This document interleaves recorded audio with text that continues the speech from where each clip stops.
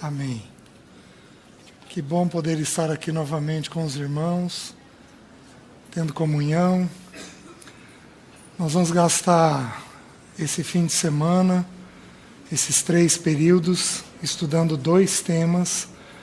E nós vamos ficar nesses 2 temas entre 3 a 4 meses, estudando essas porções da Palavra de Deus. O ano passado, depois que nós encerramos aquele material sobre família, o irmão Thomas perguntou se havia algum assunto ainda significativo dentro do contexto de vida familiar. E eu disse para ele que nós tínhamos 2 assuntos que são muito importantes, que nós não estudamos e que seriam muito importantes nós estudarmos. Os 2 assuntos são ansiedade.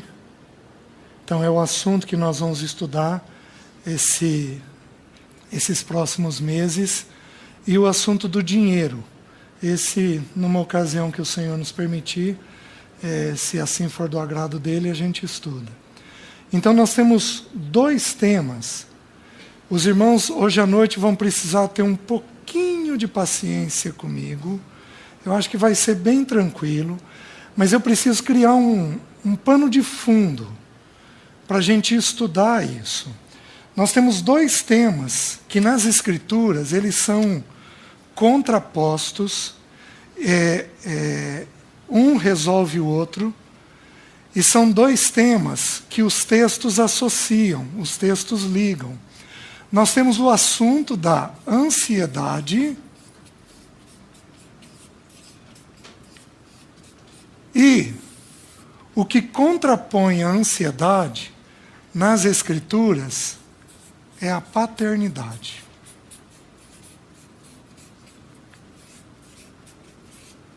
O principal texto que nós temos sobre a ansiedade está no Sermão do Monte. Nós vamos abrir ele um pouquinho essa noite, se o tempo nos permitir.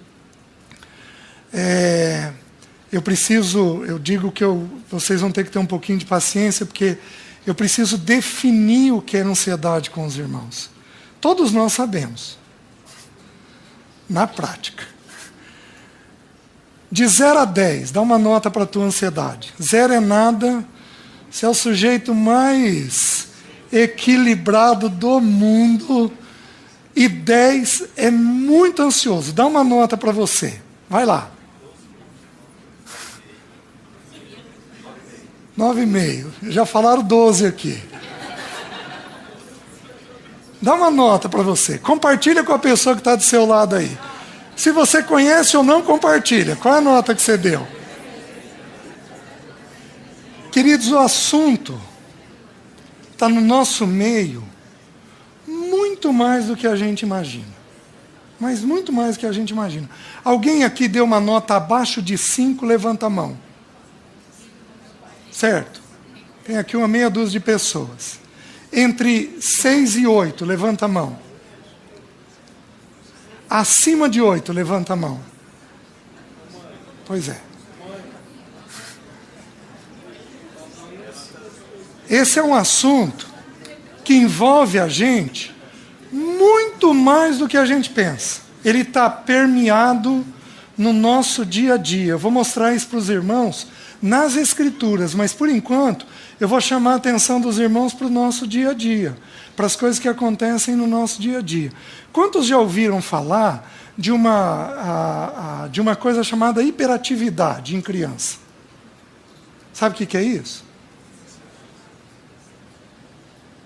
É uma maneira pela qual a ansiedade aparece.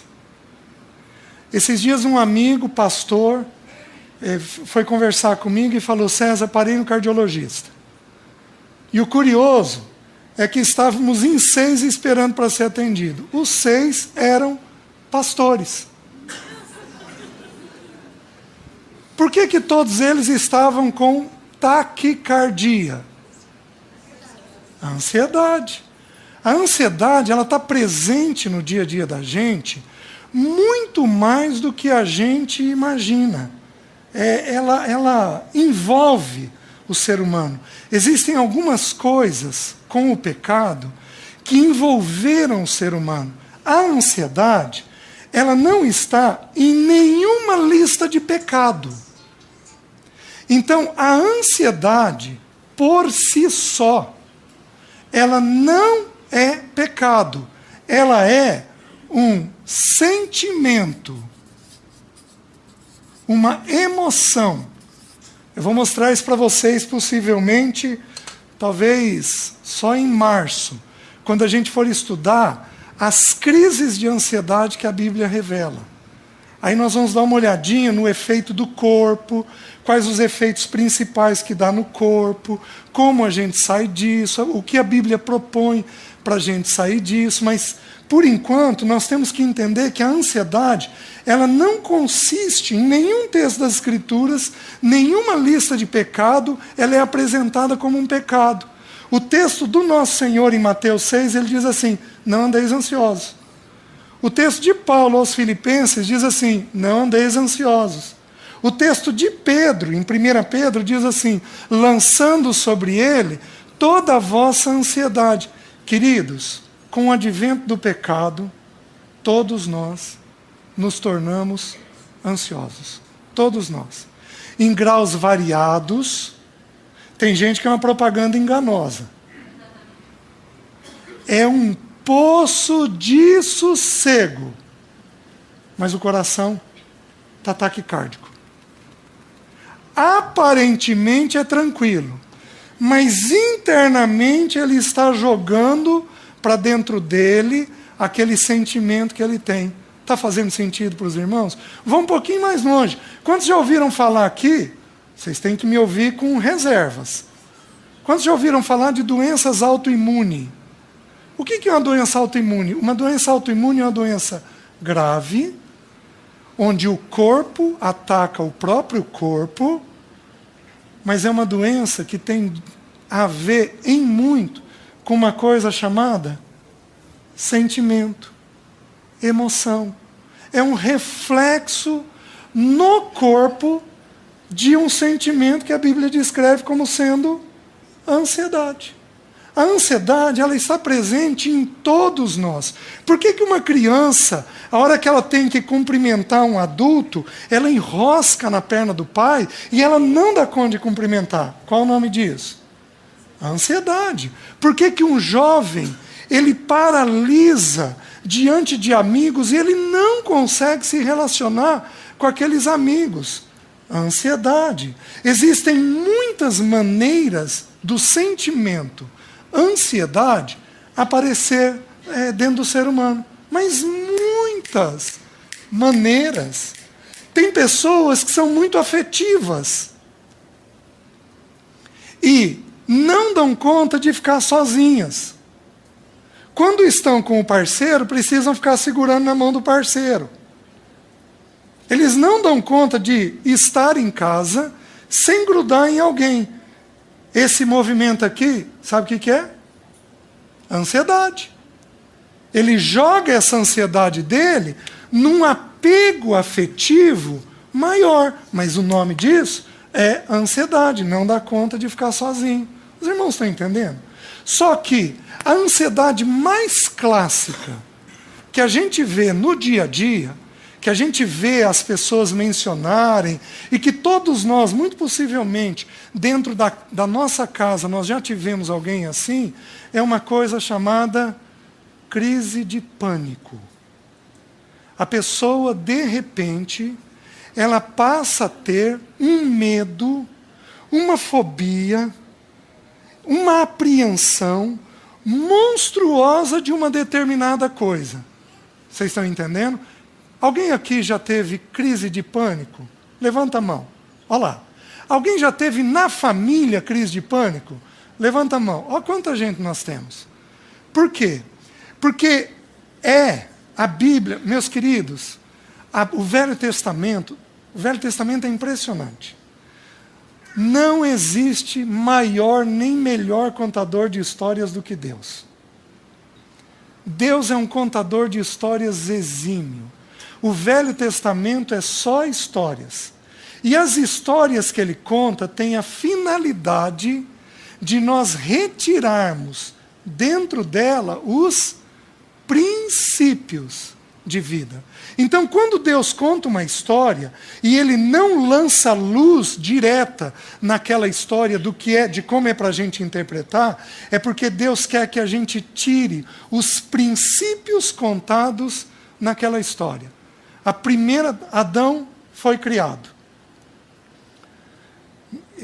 Em Gênesis 1, Adão e Eva. Em Gênesis 2, descreve a criação em separado, do homem e da mulher. Escreve ali especialmente a da mulher. Gênesis 3 tem a queda. Então Deus falou com Adão: Adão, tem 2 árvores aqui, o jardim inteiro para você desfrutar. Uma delas é a árvore da vida. Você come do que você quiser do jardim, menos de uma árvore. Você não pode comer da árvore do bem e do mal, do conhecimento do bem e do mal. Dessa árvore você não come, porque no dia que você comer, você vai morrer dela. Você vai morrer. O que Adão fez? Adão comeu, e no momento que ele comeu, eu vou explicar aí a paternidade. No momento que ele comeu, ele perdeu a relação com o pai. Ele simplesmente perdeu a relação com o pai. Em Lucas, capítulo 3, quando Lucas faz a genealogia do nosso Senhor Jesus Cristo, no versículo 38, se não me engano, diz assim: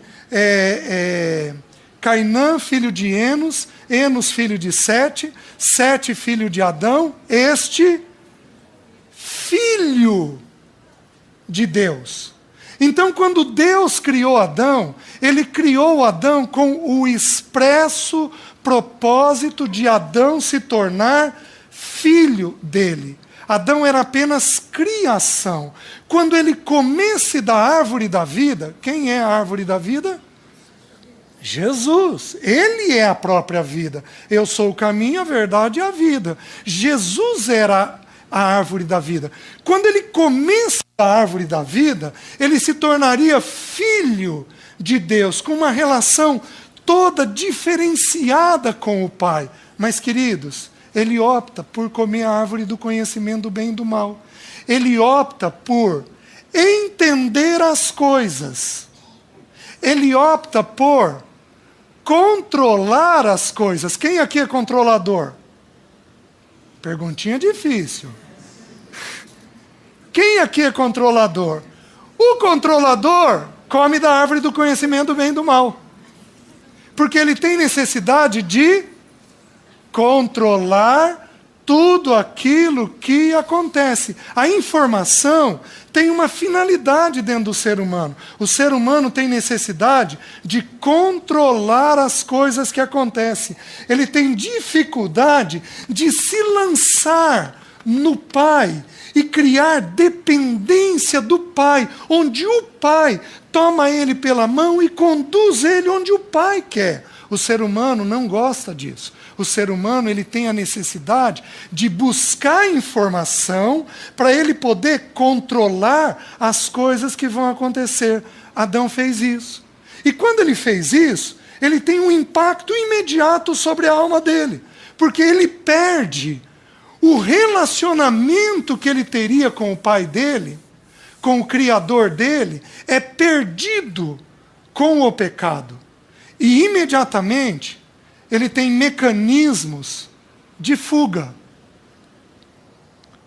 Deixa eu ir fazendo uma lista com os irmãos de como que a ansiedade aparece em nós. Eu já volto em Adão. Hiperatividade,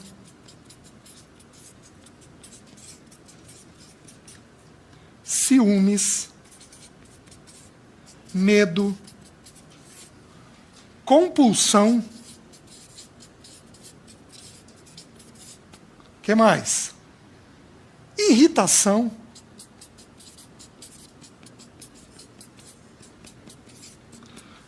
Somatização. Soma no grego significa corpo.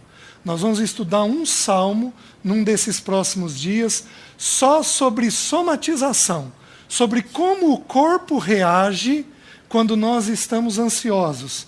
Somatização. Tudo isso daqui são maneiras pela qual a ansiedade se manifesta dentro de nós. Adão fez uma coisa, logo que ele pecou. Adão desenvolveu uma compulsão. Sabe o que ele fez antes de ter medo? Ele fugiu. Ele fugiu 2 vezes, numa mesma coisa.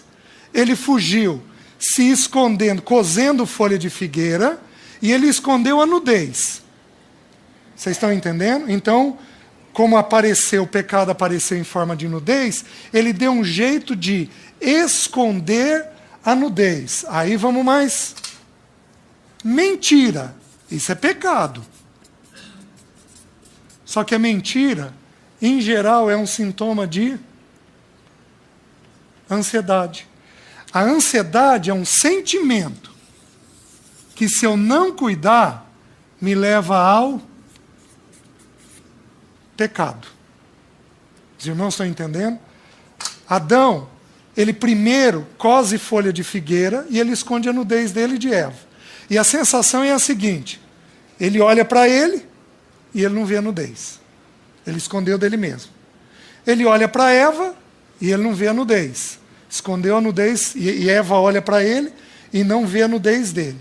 E ele acha que Deus não está vendo a nudez dos dois. Então, ele esconde dele, do outro e de Deus. Ele acha que está escondendo. Só que logo depois dele cozer folha de figueira, ele se esconde uma segunda vez. Ele se esconde onde? Num arbusto. Então ele começa a fazer um movimento de repetição. Um movimento que a gente chama de compulsão. Está tudo na Bíblia, meus queridos. Vocês querem ver? Você senta para comer. O sujeito, repetição. Ele está ansioso? Tudo que envolver repetição, são pouquíssimos os excessos que a Bíblia apresenta. Que eu me lembre, só 4 excessos são permitidos para o ser humano, nas Escrituras.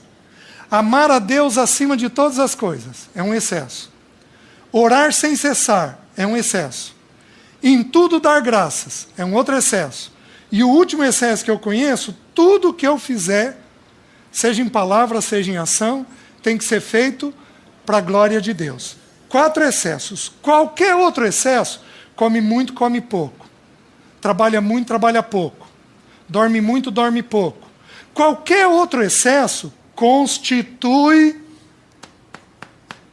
um quadro de ansiedade. Adão revelava essa ansiedade. Ele ia mostrando essa ansiedade na compulsão que ele foi tendo. Ele foi tendo essa compulsão e isso foi revelando. Só que, quando ele viu que ele não ia dar conta de se esconder, o coração dele começou a ser tomado por uma coisa chamada medo. Queridos, não existe ser humano nesta terra que não tenha medo. Não existe. Todos nós somos filhos de Adão. De uma ou de outra forma, todos nós teremos medo. Quando nós estudarmos Elias, nós vamos estudar crise de pânico na vida de Elias. Qual é o maior medo que o ser humano tem? A morte. Hebreus diz do pavor da morte. É uma expressão usada apenas para a morte. O pavor que a morte gera dentro de nós. O pavor de perder um filho, de perder um marido, de perder um ente querido, de perder alguém da igreja. É o maior de todos os medos. Adão foi tomado por um sentimento. O sentimento de medo. Tudo isso quer dizer o quê?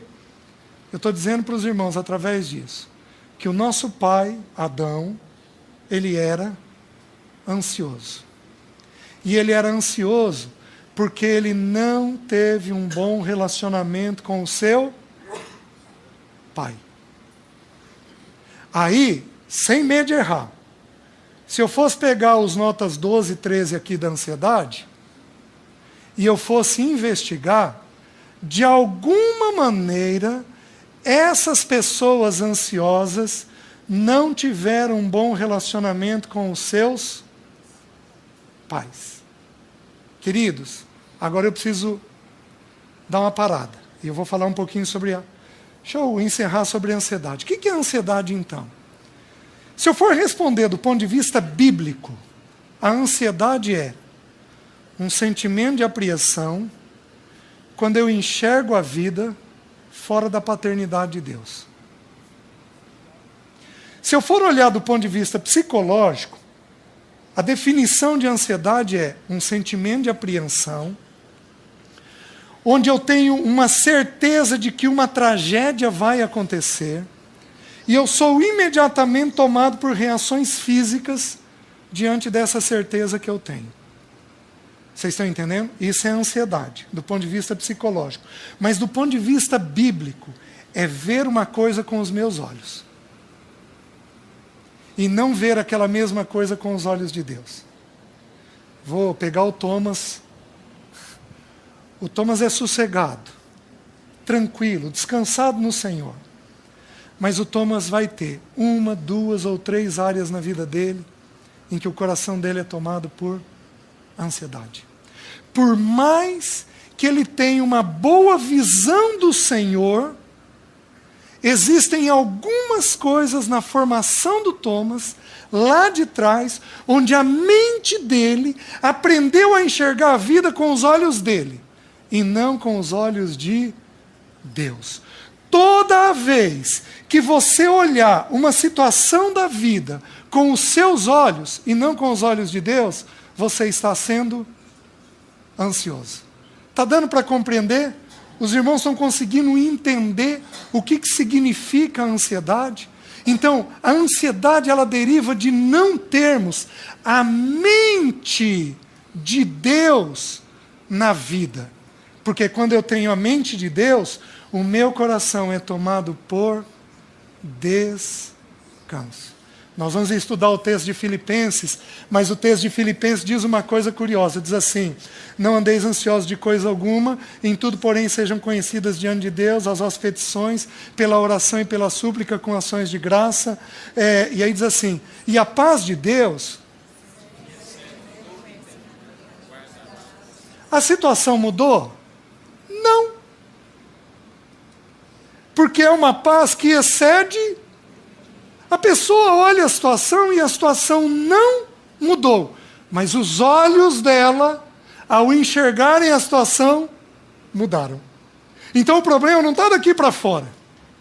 O problema está daqui para dentro. É a maneira pela qual nós olhamos a situação, vemos a situação. Quando nós vemos a situação com a bendita mão de Deus, o nosso coração é tomado em profundo descanso. Os irmãos estão entendendo? Vamos avançar um pouquinho. Abram, por favor, em Efésios, capítulo 3, versículo 14.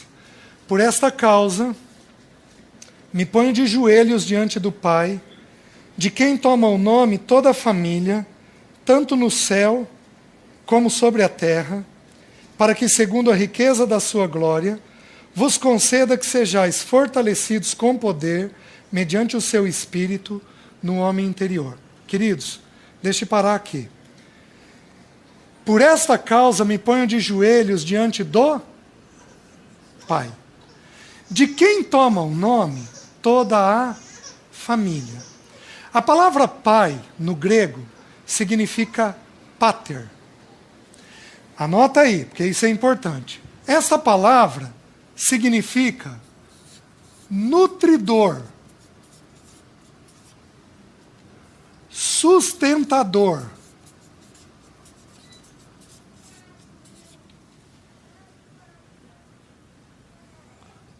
protetor. É papel de quem nutrir, sustentar e proteger do... E a mãe? E aí o versículo diz uma coisa curiosa. Ele diz assim: de quem toma o nome toda a família na terra e no céu. Então, a palavra família, no grego, ela significa pátria, que é um derivado da palavra pater. Então, entendam o que eu vou dizer. Tudo que existe de família nesta terra, queridos, uma cidade é uma família. Às vezes um bairro, uma rua é uma família. A família, ela tem muitas formas de ser vista. Um homem e uma mulher são uma família. Um homem, uma mulher e os filhos são família. O homem, a mulher, os filhos e os seus progenitores são uma família. A igreja é uma família. Uma nação pode ser uma família. Vocês estão entendendo? Todas as vezes que nós temos um grupo de pessoas reunidos com um bem comum, isso só é sustentado por uma imagem. A imagem do Pai. Quando tem uma crise no nosso país, o presidente tem que se levantar de uma forma meio imediata e dar uma palavra à nação. Uma palavra de orientação. Está fazendo o papel do quê? De um pai. Aí toda a nação falou tal coisa. Aí todo mundo sossega. Entendam o que eu estou falando para os irmãos.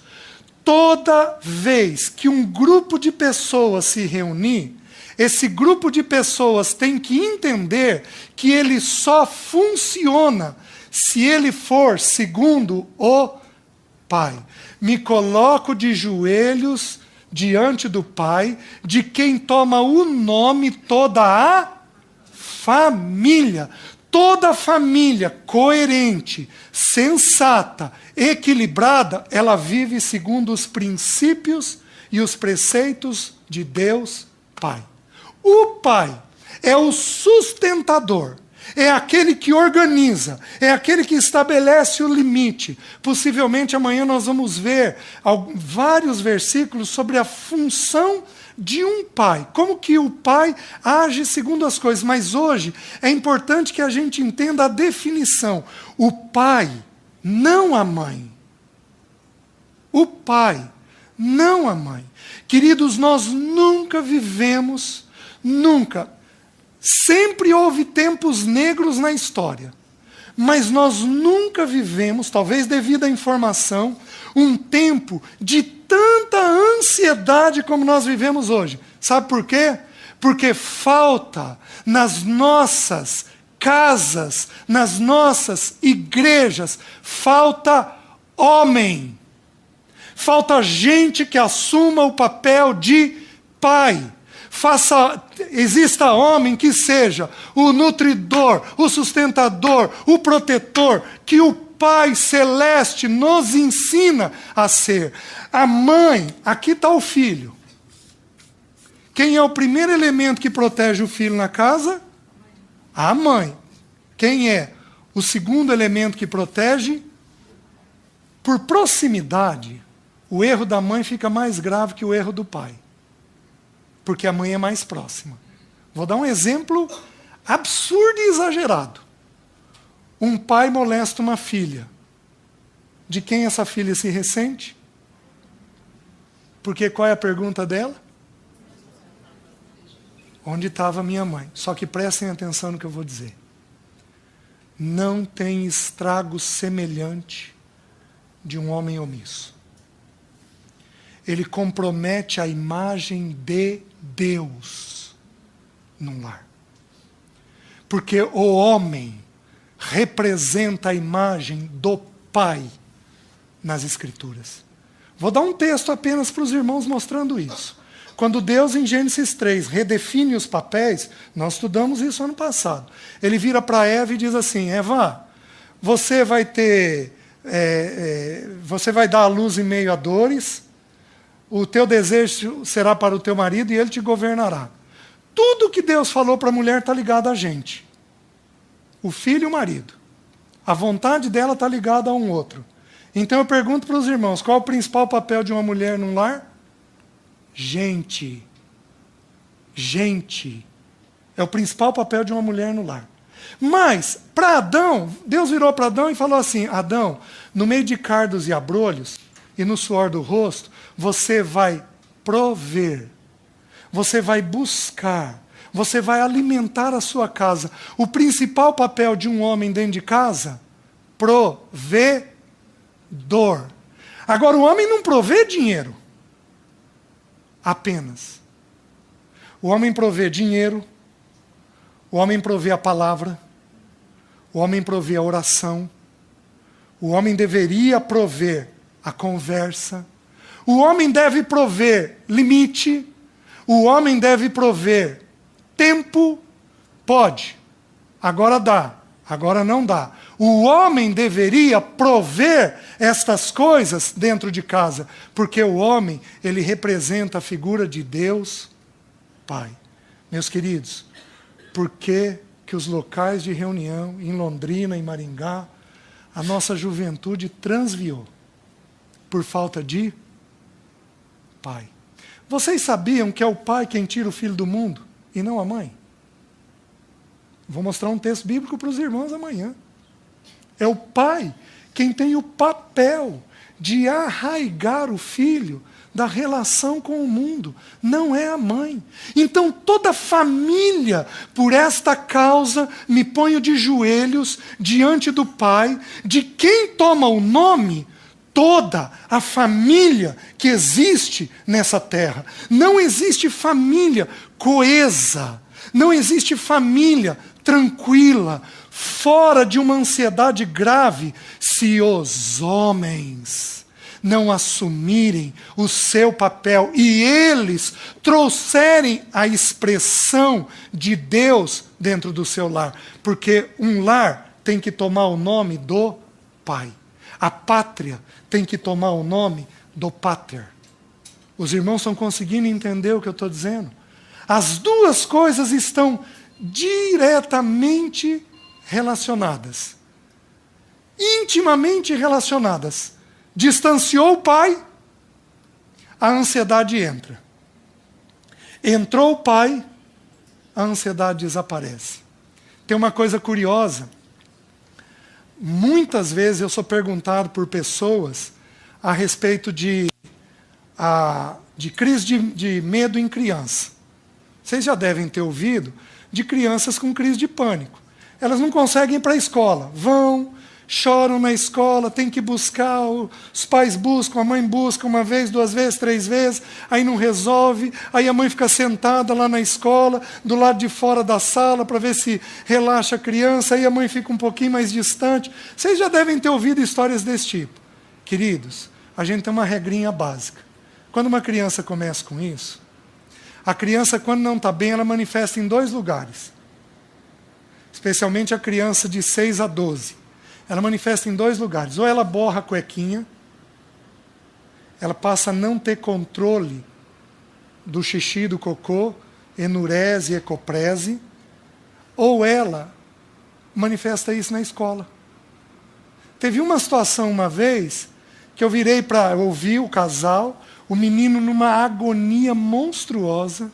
Aí eu pedi uma coisa, falei para o pai: vamos fazer uma coisa? Vocês não vão fazer nada nas 2 próximas semanas, nenhuma atividade à noite. Vocês vão ficar em casa juntos com atividade em família. E eu gostaria que você se dedicasse ao seu filho. Você vai sair, a atividade que a gente resolveu era andar de bicicleta. Queridos, em 2 semanas, ele não tinha mais crise. Porque quem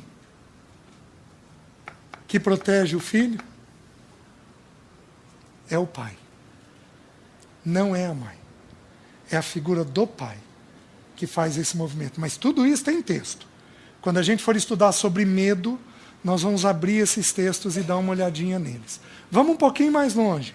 Abram em Mateus capítulo 6. O Senhor, no capítulo 5, começa o Sermão do Monte. Aí no capítulo 6, ele começa a lançar luz sobre vários assuntos. Mas um dos assuntos que ele vai lançar luz é o assunto da ansiedade. E aí tem uma coisa curiosa no capítulo ao longo do capítulo. No capítulo, em Lucas, quando a gente soma Lucas, Lucas é quem descreve a infância do Senhor. O Senhor ficou dos 2 anos até os 30 anos em Nazaré, morando na casa dos pais, sendo formado pelos pais, certo? O que o Senhor fez nesse período? Trabalhou, teve na família dele, mas o que ele fez? Queridos, para eu saber o que uma pessoa faz, é só eu começar a conversar com ela. Né? Por exemplo, se eu sentar com a Jéssica andou fazendo vestibular. Se eu sentar com ela está afiadérrima em quê? Português, matemática, física, química. Se for para bater papo, se eu tivesse a idade dela, isso daqui, aquilo lá. Não, eu fiz assim, eu fiz assado, ela vai ter um caminhão de coisa para falar, porque é onde a mente dela está ocupada. Queridos, Jesus fica 30 anos quieto. De repente, ele tem o primeiro sermão dele. E aí ele começa o sermão dele, ele fala lá das bem-aventuranças, aí ele começa a falar, vós sois a luz do mundo, e vocês precisam fazer coisas que glorifiquem o vosso Pai.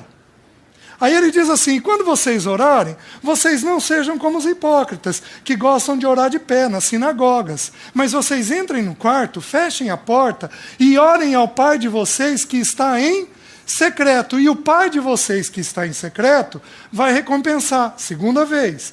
3ª vez. E vocês, quando jejuarem, vocês jejuem de que maneira? Lavem o rosto, não deixem ninguém saber, porque o Pai de você que está vendo em secreto vai te recompensar. E quando você ofertar, faz com que a direita não saiba o que a esquerda está fazendo. E o seu Pai que te vê em secreto vai te recompensar. Queridos, o Senhor traz um caminhão de assunto sobre a paternidade. E vocês não andem ansiosos. Mas olha o pardal. Ele não planta, não colhe, e aí ele fala uma coisa curiosa que nós vamos estudar possivelmente amanhã, nem ajunta em celeiro. E contudo, o vosso Pai o sustenta. Considerai os lírios. Quem que veste ele daquele jeito? É o Pai Celeste. E vocês ouviram o que foi dito. Amarás o teu próximo e detestarás o teu inimigo. Eu, porém, vos digo, amai os vossos inimigos e orai pelos que vos perseguem, porque isso vai trazer a glória do vosso Pai. Pois o vosso Pai faz o sol vir sobre bons e maus, faz a chuva vir sobre justos e injustos. Meus queridos, o Senhor abre a boca depois dos 30 anos, e a boca dele está cheia do quê? Do Pai. O que ele fez naqueles 30 anos? Aprendeu sobre o Pai. Quieto. Aprendendo sobre o Pai. Quando ele é questionado aos 12 anos, nós estudamos isso ano passado. Maria chega para ele, meu filho, que ele ficou lá em Jerusalém, eu e teu pai aflito estamos à tua procura. Ele vira e diz o quê? Vocês não sabiam que me convinha estar na casa de meu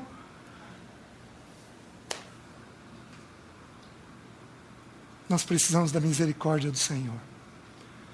Porque nós precisaríamos ensinar os nossos filhos a ver o Pai. Desde muito cedo. A gente ensina eles a ver boas escolas, bons trabalhos, a gente ensina eles a ter capacitação, a gente ensina eles a conviver com gente bem educada, mas a gente não ensina eles sobre o Pai. O Senhor Jesus aprendeu sobre o Pai. E à medida que ele foi aprendendo sobre o Pai, o coração dele, a mente dele, foi sendo ganha pelos pensamentos do Pai, pelas palavras do Pai, pela vontade do Pai. Tudo nele estava ligado ao Pai. Os irmãos estão conseguindo entender? Então, quando eu vejo do ponto de vista do Pai, o meu coração fica sossegado. Agora eu vou começar a provar isso para os irmãos. Só que para isso, capítulo 6, versículo 19. Lembra que eu preciso da paciência de vocês. Eu estou montando um pano de fundo. Eu falei sobre o que é ansiedade, estou explicando um pouquinho sobre o que é o Pai, e agora eu vou precisar explicar um pouquinho sobre como é a alma do ser humano.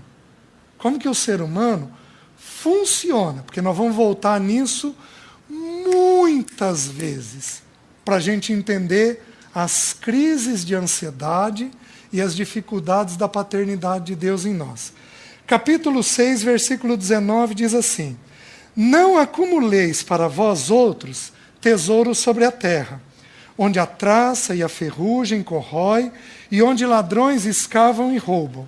Mas ajuntai para vós outros tesouro no céu, onde traça nem ferrugem corrói, e onde ladrões não escavam nem roubam. Porque onde está o teu tesouro, aí estará também o teu coração. Lembra que no original nós não temos versículo. É o Senhor falando numa sequência. Aí ele diz assim, então ele falou sobre um assunto chamado dinheiro. E ele falou sobre o tesouro que eu vou ter. Aí ele fala sobre o verdadeiro tesouro que eu tenho na eternidade. Ele fala sobre dinheiro, o meu coração e o verdadeiro tesouro que eu posso ter na eternidade. Aí o Senhor vira e diz assim: são os olhos, a lâmpada do corpo. Então ele está ensinando um princípio.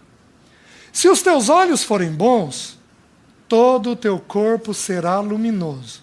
Porém, se os teus olhos forem maus, todo o teu corpo estará em trevas. Portanto, caso a luz que há em ti sejam trevas, que grandes trevas serão. Eu preciso parar aqui. E eu vou contar com a paciência dos irmãos. Deixe-me explicar uma coisa para os irmãos. O ser humano, ele é composto de 3 elementos. 1 Tessalonicenses ensina isso. Diz que o ser humano tem um espírito, uma alma e um corpo. Certo? O espírito é a parte que toca a Deus. Ela não é uma parte, ela é imaterial. A gente não toca. Ela tem faculdades. Por exemplo, a consciência está dentro do espírito. A intuição está dentro do espírito. São faculdades que o espírito da gente tem. Digamos assim, ferramentas que o espírito da gente tem. Só que a alma, ela é composta. O que é a alma? A alma é o que a psicologia chama de eu. É quem você é. É quem a Jéssica é. Eu começo a conversar com a Jéssica. Ela fala de estudo. Depois ela fala de roupa. Ela pode falar de sapato. E aí eu vou entendendo que a Jéssica gosta do quê? De estudo, de roupa, de sapato. A Jéssica vai deixando vazar o que está dentro dela à medida que ela fala. Ela vai falando e eu vou vendo o que está dentro dela. A alma, ela é composta de 3 elementos. O que a Jéssica é, o que o Thomas é composto de 3 elementos. A alma é composta do pensamento, da emoção e da vontade. E aqui eu preciso que os irmãos entendam. O alvo de Deus e do diabo é qual? Faz sentido? Só que a fortaleza é a mente. Quem ganhar a mente, ganha a vontade. Quem ganhar a mente, ganha a vontade. O Thomas tem lá as fraquezas e a ansiedade deles, como a gente falou. De repente, num dia que o Thomas não está bem, o diabo traz uma pessoa que vai alimentar a mente do Thomas exatamente com a fraqueza dele. Ele já não está bem. Aí o diabo vai se aproveitar do momento que ele está fragilizado e o diabo vai trazer naquela área que ele é ansioso alguém para conversar sobre aquilo. E para deixar a mente dele mais inflamada, mais ansiosa do que ele naturalmente já é. Então, o que ganha a vontade de um ser humano é o pensamento. Meus queridos, eu vou só citar os versículos, não abram. Romanos 12, 2 diz assim: e não vos conformeis com este século, mas transformai-vos pela... De que jeito que a minha vontade é mudada? Pela renovação da minha. E aí ele diz assim: para que experimenteis qual seja a boa, perfeita e agradável vontade de Deus. Toca na emoção. Primeiro vem o quê? O pensamento. O pensamento é que determina a minha vontade. Por que Jesus fazia toda a vontade do Pai? Porque o tempo todo ele pensava em quem? No Pai. Era o Pai. O Pai o tempo todo. Meu Pai, meu Pai, meu Pai, meu Pai, meu Pai, meu Pai, meu Pai, meu Pai. O tempo todo, o Pai, o Pai, o Pai e o Pai. Mês que vem, se o Senhor permitir, nós vamos estudar 3 coisas do Filho. Porque são 3 coisas que o Pai fez com o Filho amado e o Pai vai fazer comigo e com você. O Filho liberto, o Filho tendo comunhão e o Filho sofrendo. Nós precisaríamos tirar o final de semana inteirinho só para falar sobre o sofrimento que o Pai gerou no Filho, porque é a mesma coisa que ele vai fazer comigo e com você. Então, mês que vem, para os corajosos. O Pai conduzindo o Filho ao sofrimento. À medida que eu penso, eu decido a vontade. Só que, vou citar outro versículo. Tudo que eu penso, eu sinto. Não abram. João 16, ali começando com o versículo 5, Jesus começa a falar da morte dele. E ele diz assim para os discípulos: se eu não for, o Consolador não vai vir. E aí ele vira e diz assim: porque vos tenho dito estas palavras? Quais palavras ele falou? Morte. Qual o assunto que entrou na mente dos discípulos? Morte. Porque vos tenho dito estas palavras? Tristeza encheu o vosso coração. Então a regra é a seguinte: tudo que eu penso, eu sinto. E tudo que eu penso e sinto, eu faço. Quem ganhar a minha mente, me ganha. Ganha a minha vontade. Quem levar a minha mente, ganha a minha vontade. Deu para entender o pano de fundo? Aí o Senhor vira e diz assim: são os olhos, a janela da alma. Então o Senhor lança mais um princípio. O que alimenta o meu pensamento? O que alimenta o meu pensamento é o meu corpo. Os 5 sentidos. O que eu vejo, audição, visão, tato, paladar e olfato. Tudo que entra pelo meu corpo é traduzido dentro da minha mente. Por que as crianças hoje são mundanizadas? Queridos, eu ouvi na região de Maringá de uma menina de 11 anos grávida. Não pode isso. Por que os nossos filhos são mundanizados? Porque eles têm o mundo na palma da mão deles, jogando informação para a mente deles. Então a ideia é a seguinte: Jesus, antes de falar de ansiedade, ele está ensinando como é que a gente funciona. Os olhos é que vão jogar informação para aquilo que você ama. Digamos que a Jéssica ame roupa. A hora que eu entrar com ela no Catuaí, o que ela faz? Ela para. Para na vitrine. Qual vitrine, Jéssica? Qualquer uma. A Zara. Assim. básico. Pode ser a Zara. Vocês estão entendendo como é que funciona? Vocês estão entendendo como é que vem na minha... Ela já elegeu a loja, apesar que eu perguntei, né? A mente é ganha por aquilo que eu anseio. O que eu anseio, o tesouro que eu tenho dentro de mim, eu procuro este tesouro com os olhos. E, se você não cuidar, a luz que há em ti pode virar trevas. E caso a luz que há em ti sejam trevas, que grandes trevas serão. Quem são os ansiosos? Os ansiosos são aqueles que procuram as coisas fora da vontade de Deus. A Jéssica tem que comprar roupa? Tem. Se ela for comprar fora do tempo que Deus estabeleceu para ela, a mente dela fica ansiosa. Ela está procurando alguma coisa para satisfazer alguma coisa e não está segundo Deus, segundo o que Deus está fazendo com ela. Então o Senhor está nos ensinando o funcionamento nosso.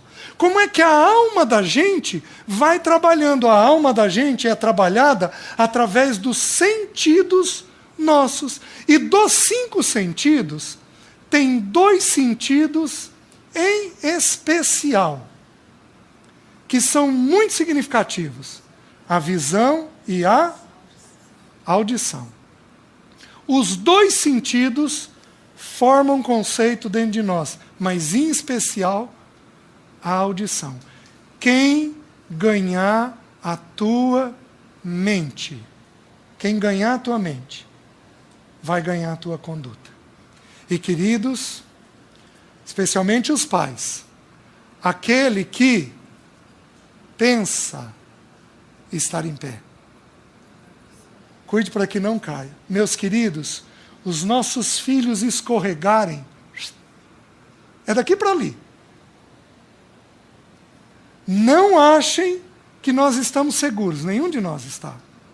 A vida cristã é um alimento da mente todo dia. A vida dele tem que ser absorvida todo dia. Se não for absorvida todo dia, nós caímos em ansiedade, e a ansiedade nos leva ao pecado. Aí vamos estudar um pouquinho as Escrituras. Acho que ficou claro, né? Então, o versículo 22. São os olhos a lâmpada do corpo. Se os teus olhos forem bons, todo o teu corpo será luminoso. Se, porém, os teus olhos forem maus, o que são olhos maus? É buscar coisas que não trazem a glória de Deus. Se os teus olhos forem maus, todo o teu corpo estará em trevas. Por que ele está dizendo que o corpo estará em trevas? Romanos diz que eu entrego os membros para o pecado. Então é ganho na mente. E aí eu entrego os meus membros, braços, pernas, genitália, eu entrego o corpo, os meus membros, para o que entrou dentro da minha mente. E aí então, caso, portanto, a luz que há em ti sejam trevas, que grandes trevas serão. Ninguém pode servir a 2 senhores, porque ou há de aborrecer-se de um e amar o outro, ou se devotará a um e desprezará o outro. Não podeis servir a Deus e às riquezas, a mamon. Aí o Senhor joga um pouquinho mais de luz. É como se ele fizesse um sanduíche. Ele falou de dinheiro ali atrás, não acumula tesouros nessa terra. Aí ele fala dos olhos, do que eu busco pelos olhos. Aí ele diz novamente de dinheiro. Ele faz um sanduíche.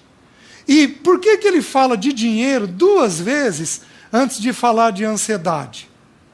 Porque, queridos, o que nos dá segurança? Via de regra, para a grande maioria das pessoas, a sensação de segurança vem através do quê? Do dinheiro. Só existem 2 senhores nessa terra: Deus e Mamon. O diabo não é um senhor. O diabo é, para nós, o inimigo da nossa alma, O diabo é para Deus um servo. Porque Colossenses 2,10 diz que Cristo se fez o cabeça. O que é o cabeça? Aquele que manda. De todo principado e potestade. O diabo não pode tentar o Thomas sem a permissão do Senhor. O Senhor tem que dar a permissão. Porque Cristo é o cabeça de todo principado e potestade. Lá em Gênesis, voltando a Gênesis, o texto lá diz que o descendente da mulher teria o calcanhar ferido. Onde que Cristo teve o calcanhar ferido? Na cruz. Mas ele pisaria a cabeça da serpente. A cruz, louvado seja o nome do Senhor, tirou o poder de mando do diabo. O diabo não pode tocar um de nós sem a permissão do Senhor. Mas, meus queridos, a gente se preocupa tanto com ele, às vezes, e esquece que tem um outro Senhor.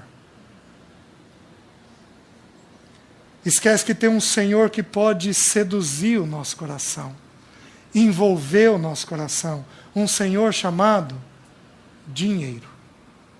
Vocês estão conseguindo entender? Dinheiro é um assunto complicado. Muito complicado. Eu tenho uma pesquisa que eu não fui atrás para ver se constitui verdade ou não. Deixa eu pegar o número. Para eu não falar uma bobagem, deixa eu pegar o número dessa pesquisa. Só um instante. Um material que eu estudei, ele diz o seguinte: existem na Bíblia 205 versículos sobre fé. 208 versículos sobre salvação. E existe 2085 versículos sobre dinheiro. 2085. Meus queridos, isso constituindo a verdade, 1/4 das escrituras quase é sobre dinheiro. Por quê? Porque dinheiro é um Senhor. Então Jesus começa a dizer, o coração de vocês não é para ser ganho pelo dinheiro.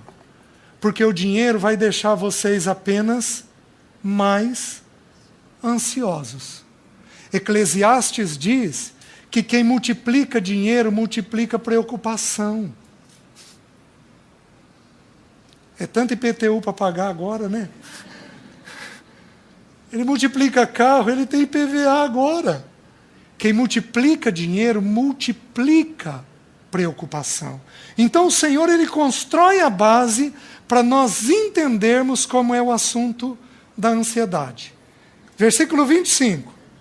Por isso vos digo, não andeis ansiosos pela vossa vida, quanto ao que haveis de comer e beber, nem pelo vosso corpo, quanto ao que haveis de vestir.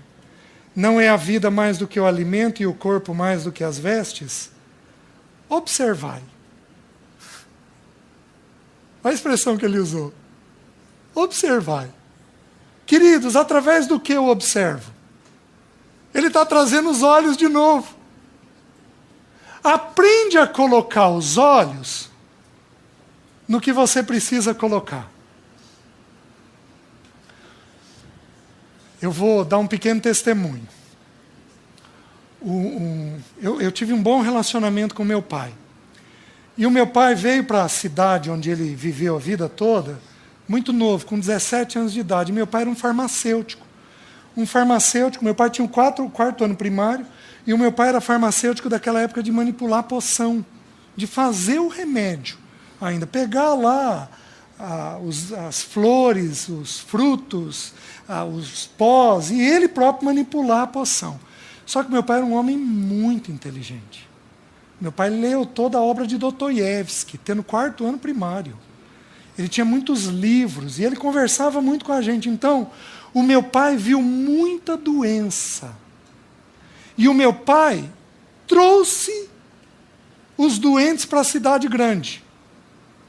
E eu, quietinho, tímido, acompanhava meu pai. E desde cedo eu fui vendo uma coisa chamada doença grave.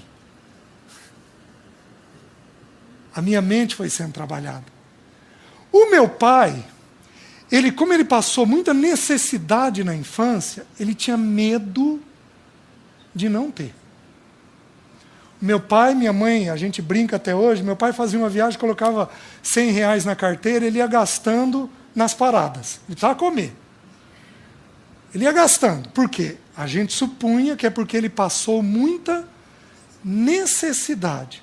O problema, queridos, é que o meu pai desenvolveu um medo monstruoso da morte. Meu pai morreu chorando. Eu creio que ele entregou a vida ao Senhor 2 meses antes dele falecer. A gente crê, eu creio pela fé no que a gente viveu ali com ele, só que ele morreu sem realidade nenhuma do Senhor. Ele já estava com um tumor na cabeça. O problema é que o medo da morte e do futuro e de faltar vazou para os filhos. E eu, uma esponja, quietinho, filho quieto é um perigo. Porque o falante, a gente sabe o que está dentro dele, mas o quieto, você não sabe como é que ele está traduzindo. Queridos, eu fui absorvendo. Aos 11 anos de idade, eu assisti uma reportagem no Fantástico. Acho que eu contei para os irmãos já. Eu assisti uma reportagem no Fantástico de um cantor, ou ator, eu não me lembro, que foi enterrado vivo. Sérgio Cardoso. Quem lembra?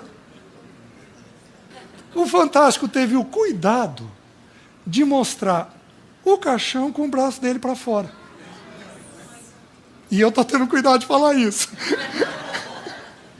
Meus queridos, 11 anos de idade, você é enterrado vivo. Você é enterrado vivo. Quantos aqui tem esse medo? Catalepsia, levanta a mão. Tem muita gente que tem esse medo. Você é enterrado vivo, você é enterrado vivo, você é enterrado vivo. A gente dá um jeito de dar um nó na alma da gente, né? O que eu fiz para ter a sensação de que eu não ia ser enterrado vivo? Pus a mão no pomo de Adão. E eu dormia apertando o pomo de Adão e engolindo. Porque aí eu tinha a sensação que eu estava vivo. Por isso que minha voz é rouca. A fono supõe que eu abaixei o pomo de Adão. Aí comprometeu a minha voz. Até os 14 anos, 3 anos, toda noite, quietinho. Aos 15 anos me converti. Aos 23 anos tive uma crise de ansiedade. Qual o primeiro medo? Eu era presbítero, já saía pregando, casado há quase 2 anos com a Alessi. Meus queridos, eu entrei numa crise. Você é enterrado vivo, você é enterrado vivo. Alessi, por favor, Alessi. E meus queridos, no medo a gente supõe que a coisa vai acontecer. Mas no pânico a gente tem certeza que ela está acontecendo. Então, eu vivia. E aí, deixa eu voltar aos 11 anos. O Fantástico fez um teatro de um sujeito com catalepsia. Catalepsia é essa doença onde abaixa tantas funções que ela não é diagnosticada. Hoje eles já têm protocolo para resolver isso daí. Aí eles mostraram um sujeito no caixão, paralisado, ouvindo tudo o que acontece. Meus queridos, 11 anos de idade. Aos 23, o que veio para fora? Eu, enterrado, vivo. Do mesmo jeitinho que o cara estava no caixão. Meus queridos, foram 4 anos o Senhor me trabalhando. Mas esse não foi o único medo. Porque logo depois disso, eu tive 6 medos nessa crise. Vou ser enterrado vivo. Vou perder tudo financeiramente. Não vou dar conta de sustentar a minha casa. Vou ter um tumor na cabeça. Eu sabia o local do tumor, onde a mente da gente vai. Vou enlouquecer e vou me matar. Tudo isso foram histórias que eu vivi na minha infância. O que o Senhor tem que fazer comigo aos 23 anos? Ele precisa permitir que eu tenha uma crise para eu limpar a minha mente. Cada medo, Ele foi trabalhando. Um por um, Ele foi trabalhando. Meus queridos, eu sou devedor ao Senhor. Mas o instrumento que Ele usou foi a crise. Por isso, Ele levará os ansiosos aqui a uma crise. Bendita crise. Santa crise.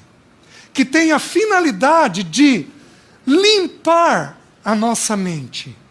De tirar os conceitos antigos, velhos, complicados, às vezes malignos, que estão dentro da nossa mente e desarraigar aqueles pensamentos que estão fortalecidos dentro da nossa mente. Alguns deles saem com a simples leitura da palavra. Outros deles, nós teremos que ler a palavra, e ler a palavra, e ler a palavra, e ler a palavra, e orar, e jejuar, e conversar com irmãos, e buscar ao Senhor, até que o Senhor, num dia, num minuto, Ele vem e toca. Eu fiquei agonizando com esse pensamento da morte por uns 3 anos. Aí o Senhor, eu lia muito a palavra. Aí eu estava na leitura de Lamentações de Jeremias. E se vocês se lembrarem, Jeremias, quando o povo enjoava de Jeremias, colocava ele dentro de uma cisterna. Um poço de água. Aí Lamentações. Queridos, imagina aquele poço no final do dia. Imagina a escuridão chegando. Imagina a bicharada caindo no poço. Aqueles animais da terra caindo no poço. Queridos, Jeremias, eu buscando ao Senhor, Jeremias diz assim: da mais profunda cova me lembrei do meu Senhor.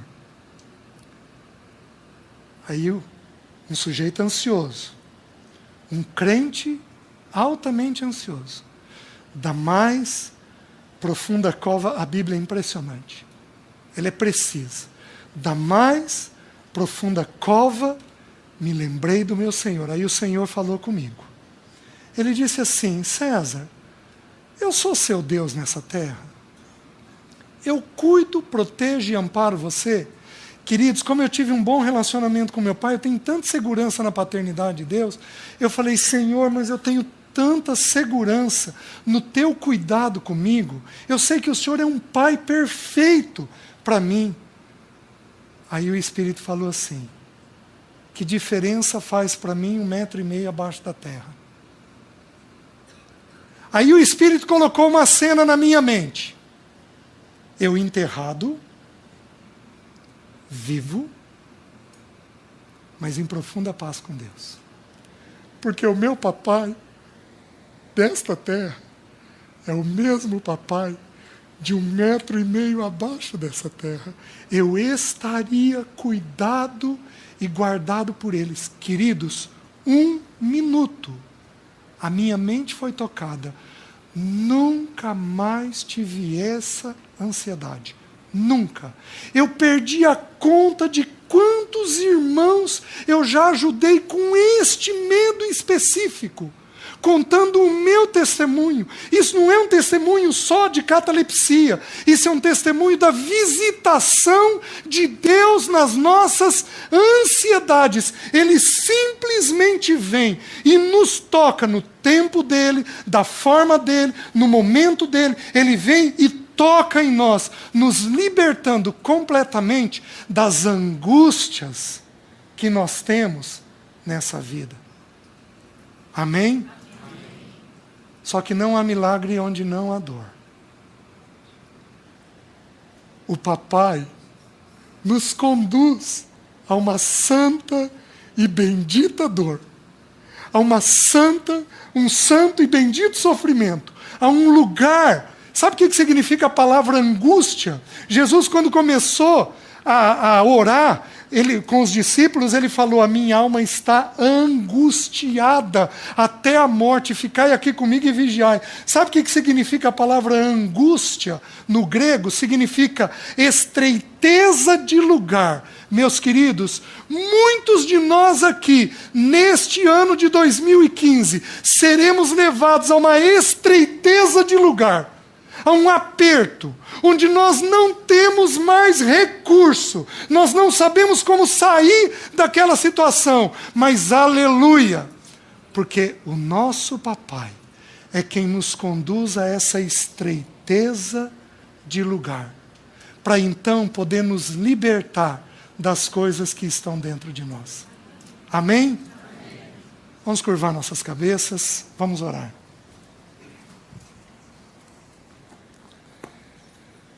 Senhor, obrigado pelo teu amor. Obrigado porque tu és um pai, um protetor, um sustentador. Bendito é o teu nome. Que alegria nós temos de te pertencermos. Vede que grande amor nos tem concedido o Pai, ao ponto de sermos chamados filhos de Deus. Senhor, bendito seja o teu nome. Senhor, nós te amamos, nós te desejamos. Senhor, nos visita nas nossas ansiedades, nos visita nas nossas angústias. Não permita que nós sejamos tomados por pensamentos indevidos, mas nos visita, nos mostrando o bendito Pai que o Senhor é, para que o teu nome seja glorificado nas nossas vidas. Em nome de Jesus nós oramos. Amém. Amém, meus irmãos. Ele se esconde uma segunda vez. Ele se esconde onde? Num arbusto. Então ele começa a fazer um movimento de repetição. Um movimento que a gente chama de compulsão. Está tudo na Bíblia, meus queridos. Vocês querem ver? Você senta para comer. O sujeito, repetição. Ele está ansioso?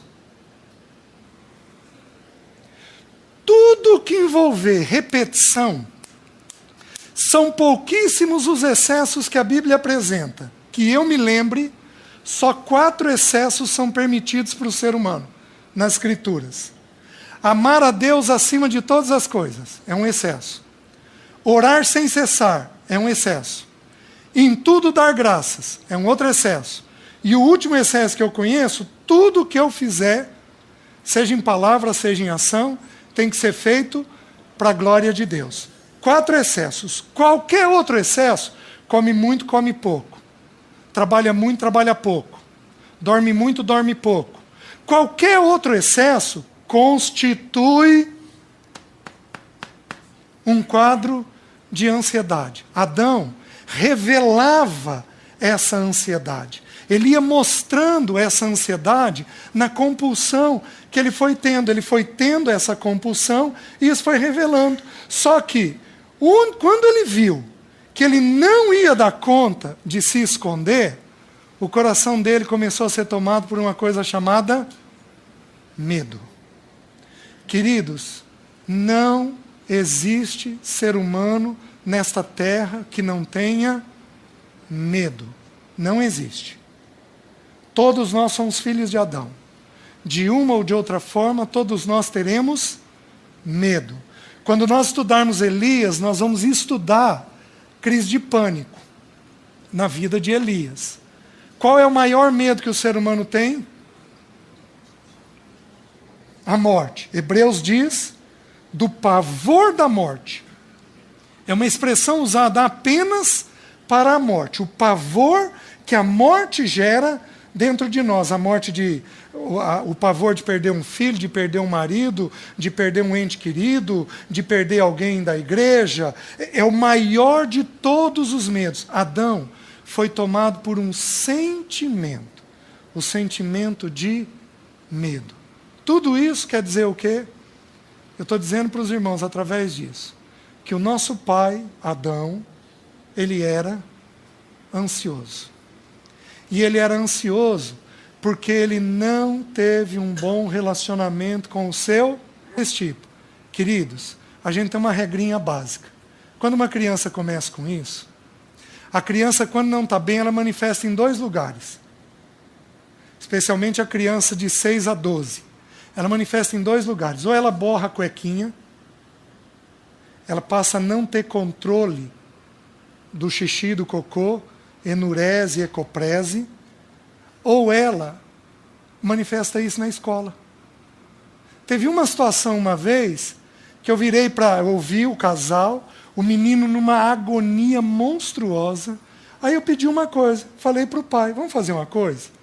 Vocês não vão fazer nada nas 2 próximas semanas, nenhuma atividade à noite. Vocês vão ficar em casa juntos com atividade em família. E eu gostaria que você se dedicasse ao seu filho. Você vai sair, a atividade que a gente resolveu era andar de bicicleta. Queridos, em 2 semanas, ele não tinha mais crise. Porque quem que protege o filho é o pai. Não é a mãe. É a figura do pai que faz esse movimento. Mas tudo isso tem texto. Quando a gente for estudar sobre medo, nós vamos abrir esses textos e dar uma olhadinha neles. Vamos um pouquinho mais longe. Abram em Mateus capítulo 6. O Senhor no capítulo 5 começa o Sermão do Monte. Aí no capítulo 6 ele começa a lançar luz sobre vários assuntos. Mas um dos assuntos que ele vai lançar luz é o assunto da ansiedade. E aí tem uma coisa curiosa no capítulo, ao longo do capítulo. No capítulo, em Lucas, quando a gente soma Lucas, Lucas é quem descreve a infância do Senhor. O Senhor ficou dos 2 anos até os 30 anos em Nazaré, morando na casa dos pais, sendo formado pelos pais. Certo? O que o Senhor fez nesse período? Trabalhou, teve na família dele. Mas o que ele fez? Queridos, para eu saber o que uma pessoa faz, é só eu começar a conversar com ela. Né? Por exemplo, se eu sentar com a Jéssica andou fazendo vestibular. Se eu sentar com ela está afiadérrima em quê? Português, matemática, física, química. Se for para bater papo, se eu tivesse a idade dela, isso daqui, aquilo lá. Não, eu fiz assim, eu fiz assado, ela vai ter um caminhão de coisa para falar, porque é onde a mente dela está ocupada. Queridos, Jesus fica 30 anos quieto. De repente, ele tem o primeiro sermão dele. E aí ele começa o sermão dele, ele fala lá das bem-aventuranças. Jeremias, quando o povo enjoava de Jeremias, colocava ele dentro de uma cisterna. Um poço de água. Aí Lamentações. Queridos, imagina aquele poço no final do dia. Imagina a escuridão chegando. Imagina a bicharada caindo no poço. Aqueles animais da terra caindo no poço. Queridos, Jeremias, eu buscando ao Senhor, Jeremias diz assim: da mais profunda cova, me lembrei do meu Senhor. Aí um sujeito ansioso, um crente altamente ansioso, da mais profunda cova, a Bíblia é impressionante. Ela é precisa. Da mais profunda cova, me lembrei do meu Senhor. Aí o Senhor falou comigo. Ele disse assim: César, eu sou seu Deus nessa terra. Eu cuido, protejo e amparo você. Queridos, como eu tive um bom relacionamento com meu pai, eu tenho tanta segurança na paternidade de Deus. Eu falei: Senhor, mas eu tenho tanta segurança no teu cuidado comigo. Eu sei que o Senhor é um pai perfeito para mim. Aí o Espírito falou assim: que diferença faz para mim 1,5 metro abaixo da terra? Aí o Espírito colocou uma cena na minha mente. Eu enterrado, vivo, mas em profunda paz com Deus. Porque o meu papai desta terra é o mesmo papai de 1,5 metro abaixo dessa terra, eu estaria cuidado e guardado por eles. Queridos, 1 minuto, a minha mente foi tocada. Nunca mais tive essa ansiedade. Nunca. Eu perdi a conta de quantos irmãos eu já ajudei com este medo específico, contando o meu testemunho. Isso não é um testemunho só de catalepsia, isso é um testemunho da visitação de Deus nas nossas ansiedades. Ele simplesmente vem e nos toca no tempo dele, da forma dele, no momento dele. Ele vem e toca em nós, nos libertando completamente das angústias que nós temos nessa vida. Amém? Só que não há milagre onde não há dor. O papai nos conduz a uma santa... Não consegue se relacionar com aqueles amigos. A ansiedade. Existem muitas maneiras do sentimento ansiedade aparecer dentro do ser humano. Mas muitas maneiras. Tem pessoas que são muito afetivas e não dão conta de ficar sozinhas. Quando estão com o parceiro, precisam ficar segurando na mão do parceiro. Eles não dão conta de estar em casa sem grudar em alguém. Esse movimento aqui, sabe o que é? Ansiedade. Ele joga essa ansiedade dele num apego afetivo maior. Mas o nome disso é ansiedade, não dá conta de ficar sozinho. Os irmãos estão entendendo? Só que a ansiedade mais clássica que a gente vê no dia a dia, que a gente vê as pessoas mencionarem, e que todos nós, muito possivelmente, dentro da nossa casa, nós já tivemos alguém assim, é uma coisa chamada crise de pânico. A pessoa, de repente, ela passa a ter um medo, uma fobia, uma apreensão monstruosa de uma determinada coisa. Vocês estão entendendo? Alguém aqui já teve crise de pânico? Levanta a mão. Olha lá. Alguém já teve na família crise de pânico? Levanta a mão. Olha quanta gente nós temos. Por quê? Porque a Bíblia, meus queridos, o Velho Testamento é impressionante. Não existe maior nem melhor contador de histórias do que Deus. Deus é um contador de histórias exímio. O Velho Testamento é só histórias. E as histórias que ele conta têm a finalidade de nós retirarmos dentro dela os princípios de vida. Então, quando Deus conta uma história e ele não lança luz direta naquela história do que é, de como é para a gente interpretar, é porque Deus quer que a gente tire os princípios contados naquela história. A primeira, Adão foi criado. Em Gênesis 1, Adão e Eva. Em Gênesis 2, descreve a criação em separado, do homem e da mulher. Escreve ali especialmente a da mulher. Gênesis 3 tem a queda.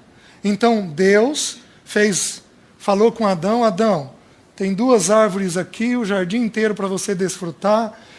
Uma delas é a árvore da vida. Você come do que você quiser, mais ansiosos. Eclesiastes diz que quem multiplica dinheiro multiplica preocupação. É tanto IPTU para pagar agora, né? Ele multiplica carro, ele tem IPVA agora. Quem multiplica dinheiro, multiplica preocupação. Então o Senhor, ele constrói a base para nós entendermos como é o assunto da ansiedade. Versículo 25. Por isso vos digo, não andeis ansiosos pela vossa vida, quanto ao que haveis de comer e beber, nem pelo vosso corpo, quanto ao que haveis de vestir. Não é a vida mais do que o alimento e o corpo mais do que as vestes? Observai. Olha a expressão que ele usou. Observai. Queridos, através do que eu observo? Ele está trazendo os olhos de novo. Aprende a colocar os olhos no que você precisa colocar. Eu vou dar um pequeno testemunho. Eu tive um bom relacionamento com meu pai. E o meu pai veio para a cidade onde ele viveu a vida toda, muito novo, com 17 anos de idade. Meu pai era um farmacêutico. Meu pai tinha o quarto ano primário, e o meu pai era farmacêutico daquela época de manipular poção, de fazer o remédio ainda. Pegar lá as flores, os frutos, os pós, e ele próprio manipular a poção. Só que meu pai era um homem muito inteligente. Meu pai leu toda a obra de Dostoiévski, tendo quarto ano primário. Ele tinha muitos livros, e ele conversava muito com a gente. Então, o meu pai viu muita doença. E o meu pai trouxe os doentes para a cidade grande. E eu, quietinho, tímido, acompanhava meu pai. E desde cedo eu fui vendo uma coisa chamada doença grave. A minha mente foi sendo trabalhada. O meu pai, como ele passou muita necessidade na infância, ele tinha medo de não ter. Meu pai, minha mãe, a gente brinca até hoje, meu pai fazia uma viagem, colocava R$100 na carteira, ele ia gastando nas paradas. Ele precisava comer. Ele ia gastando. Por quê? A gente supunha que é porque ele passou muita necessidade. O problema, queridos, é que o meu pai desenvolveu um medo monstruoso da morte. Meu pai morreu. Para a gente entender as crises de ansiedade e as dificuldades da paternidade de Deus em nós. Capítulo 6, versículo 19 diz assim: Não acumuleis para vós outros tesouros sobre a terra, onde a traça e a ferrugem corrói, e onde ladrões escavam e roubam. Mas ajuntai para vós outros tesouro no céu, onde traça nem ferrugem corrói, e onde ladrões não escavam nem roubam. Porque onde está o teu tesouro, aí estará também o teu coração. Lembra que no original nós não temos versículo. É o Senhor falando numa sequência. Aí ele diz assim, então ele falou sobre um assunto chamado dinheiro. E ele falou sobre o tesouro que eu vou ter. Aí ele fala sobre o verdadeiro tesouro que eu tenho na eternidade. Ele fala sobre dinheiro, o meu coração e o verdadeiro tesouro que eu posso ter na eternidade. Aí o Senhor vira e diz assim: são os olhos, a lâmpada do corpo. Então ele está ensinando um princípio. Se os teus olhos forem bons, todo o teu corpo será luminoso. Porém, se os teus olhos forem maus, todo o teu corpo estará em trevas. Portanto, caso a luz que há em ti sejam trevas, que grandes trevas serão. Eu preciso parar aqui. E eu vou contar com a paciência dos irmãos. Deixe-me explicar uma coisa para os irmãos. O ser humano, ele é composto de 3 elementos. 1 Tessalonicenses ensina isso. Diz que o ser humano tem um espírito, uma alma e um corpo. Certo? O espírito é a parte que toca a Deus. Ela não é uma parte, ela é imaterial. A gente não toca.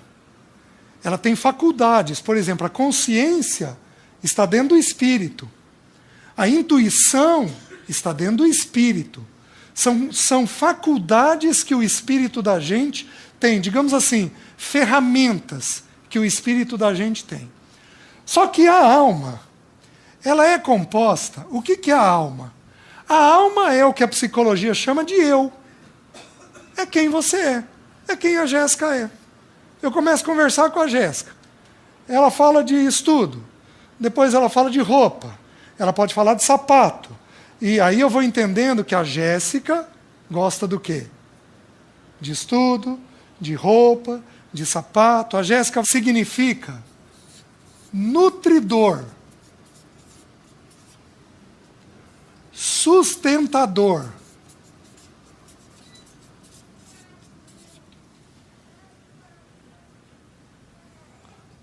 protetor. É papel de quem nutrir, sustentar e proteger do. E a mãe? E aí o versículo diz uma coisa curiosa. Ele diz assim: de quem toma o nome toda a família na terra e no céu. Então a palavra família, no grego, ela significa pátria, que é um derivado da palavra pater. Então entendam o que eu vou dizer. Tudo que existe de família nesta terra, queridos, uma cidade é uma família. Às vezes um bairro, uma rua é uma família. A família, ela tem muitas formas de ser vista. Um homem e uma mulher são uma família. Um homem, uma mulher e os filhos são família. O homem, a mulher, os filhos e os seus progenitores são uma família. A igreja é uma família. Uma nação pode ser uma família. Vocês estão entendendo? Todas as vezes que nós temos um grupo de pessoas reunidos com um bem comum, isso só é sustentado por uma imagem. A imagem do Pai. Quando tem uma crise no nosso país, o presidente tem que se levantar de uma forma meio imediata e dar uma palavra à nação. Uma palavra de orientação. Está fazendo o papel do quê? De um pai. Aí toda a nação falou tal coisa. Aí todo mundo sossega. Entendam o que eu estou falando para os irmãos. Toda vez que um grupo de pessoas se reunir, esse grupo de pessoas tem que entender que ele só funciona se ele for segundo o Pai. Me coloco de joelhos diante do Pai, de quem toma o nome toda a família. Toda família coerente, sensata, equilibrada, ela vive segundo os princípios. Então ele começa a fazer um movimento de repetição. Um movimento que a gente chama de compulsão. Está tudo na Bíblia, meus queridos. Vocês querem ver? Você senta para comer. O sujeito, repetição. Ele está ansioso? Tudo que envolver repetição, são pouquíssimos os excessos que a Bíblia apresenta. Que eu me lembre, só 4 excessos são permitidos para o ser humano, nas Escrituras. Amar a Deus acima de todas as coisas, é um excesso. Orar sem cessar, é um excesso. Em tudo dar graças, é um outro excesso. E o último excesso que eu conheço, tudo que eu fizer, seja em palavra, seja em ação, tem que ser feito para a glória de Deus. 4 excessos. Qualquer outro excesso, come muito, come pouco. Trabalha muito, trabalha pouco. Dorme muito, dorme pouco. Qualquer outro excesso constitui um quadro de ansiedade. Adão revelava essa ansiedade. Ele ia mostrando essa ansiedade na compulsão que ele foi tendo. Ele foi tendo essa compulsão e isso foi revelando. Só que, quando ele viu que ele não ia dar conta de se esconder, o coração dele começou a ser tomado por uma coisa chamada medo. Queridos, não existe ser humano nesta terra que não tenha medo. Não existe. Todos nós somos filhos de Adão. de uma ou de outra forma, todos nós teremos medo. Quando nós estudarmos Elias, nós vamos estudar crise de pânico na vida de Elias. Qual é o maior medo que o ser humano tem? A morte. Hebreus diz do pavor da morte. É uma expressão usada apenas para a morte. O pavor que a morte gera dentro de nós. O pavor de perder um filho, de perder um marido, de perder um ente querido, de perder alguém da igreja. É o maior de todos os medos. Adão foi tomado por um sentimento. O sentimento de medo. Tudo isso quer dizer o quê? Eu estou dizendo para os irmãos, através disso, que o nosso pai, Adão, ele era ansioso. E ele era ansioso porque ele não teve um bom relacionamento com o seu pai.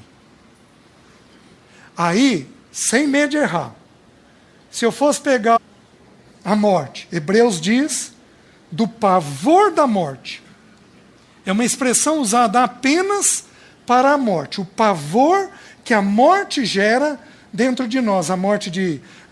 O pavor de perder um filho, de perder um marido, de perder um ente querido, de perder alguém da igreja. É o maior de todos os medos. Adão foi tomado por um sentimento. O sentimento de medo. Tudo isso quer dizer o quê? Eu estou dizendo para os irmãos, através disso, que o nosso pai, Adão, ele era ansioso. E ele era ansioso porque ele não teve um bom relacionamento com o seu pai. Aí, sem medo de errar, se eu fosse pegar os notas 12 e 13 aqui da ansiedade, e eu fosse investigar, de alguma maneira, essas pessoas ansiosas não tiveram um bom relacionamento com os seus pais. Queridos, agora eu preciso dar uma parada. E eu vou falar um pouquinho sobre Deixa eu encerrar sobre a ansiedade. O que é a ansiedade, então?